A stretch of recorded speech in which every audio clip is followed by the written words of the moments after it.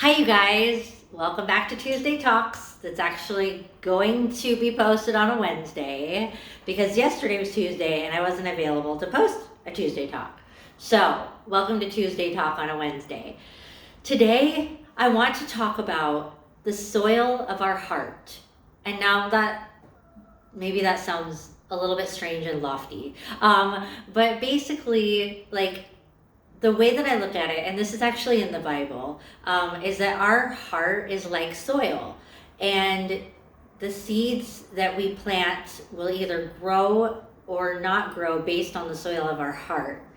And so I want to talk about what does it look like? What are the ingredients of good heart soil to live a good life, to sow seeds that you want to sow? Because we're all sowing and reaping all of our lives. And, I think we all, as humans, want to reap good things in our lives, like love, success, finances, provision, and just general, good friendships and connection with the world. And those are all really good things to want.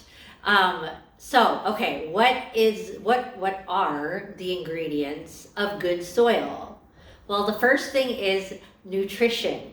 So if you think about soil that's going to grow good seeds, is you want that soil to have the nutrition that the seeds need to grow big and strong. And so what is the nutrition in our own hearts? It's teachability, it's humility, and it's what I would call pure-heartedness, meaning that you in general want good for the world around you, that you bring good tidings to humanity.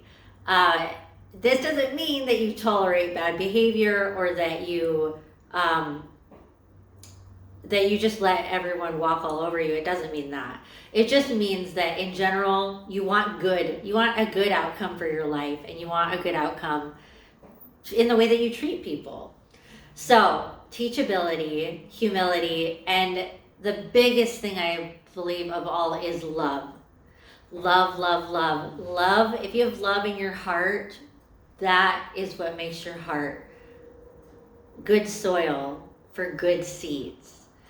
The next thing I would say is you need hydration. So, I love how it says in the Bible that if you believe in the Son, then living waters will flow from within you. And it means that if you believe in Jesus and you come to him and ask him to purify your life, to purify your attitude, and to generally forgive you for your sins, then he creates a stream of life within your heart. And that water is what waters the good seeds of life. And, so the next thing that the soil needs, obviously, is a gardener. So you can plant a seed, but if you don't water it, weed it, tend to it, then it probably won't grow and bear fruit. So that leads me to my next point, is what are the seeds that you're planting in your life? Let's say you're starting with good soil. Well, then you need good seeds, right? Because you can throw weeds on good soil and they will grow. But what you want is good seeds. So what are good seeds to sow? Vision for your life. Just a general outcome and direction that you're wanting your life to go that's in a generally good way. Hopes, dreams, goals.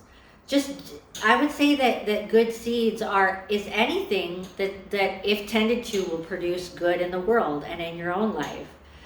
So then, as a gardener of the soil of our heart, what do we need to do to allow those seeds? We're starting with good soil and we've got good seeds. So now how do we make those seeds grow so that I think that the fruition of that would be the fruition of a goal, the fruition of a dream, the fruition of goodness in the world.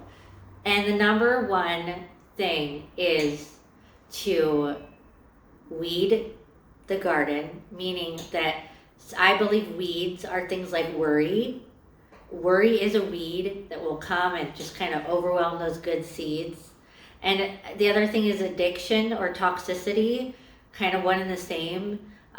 So if you're overdoing something that's toxic in your life in order to sort of medicate something that's going on, then that's going to kind of overwhelm the good seed. And so that leads me to the last thing, and that's healing. I believe that in order for our hearts to be good soil, we have to heal from our pain, from our emotional wounds. And that's a process. But yeah, I mean, I deal with emotional pain on a daily basis.